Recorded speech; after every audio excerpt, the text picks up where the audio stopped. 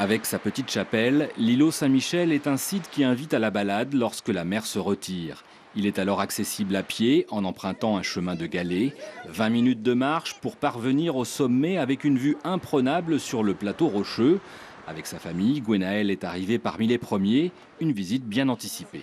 On savait que c'était dangereux, on s'était renseigné un petit peu avant, on avait vu que c'était des galets pour venir, que c'était assez dangereux, donc on a préféré prendre nos précautions et venir vraiment à marée basse.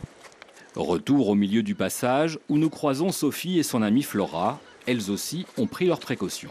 On est passé là hier, on se dit que ça pouvait être sympa et on a regardé quand même ce qu'il en était. On a vu les panneaux, la vert avec les horaires des marées et c'est super bien indiqué pour le coup à quelle heure c'est découvert et à partir de quand on peut plus passer. Aujourd'hui, le passage sera recouvert à 18h05. Il sera alors trop tard pour regagner la côte. Pascal, pêcheur à pied habitué des lieux, n'est pas surpris de voir que certains visiteurs se font piéger. Tous les ans, c'est la même chose.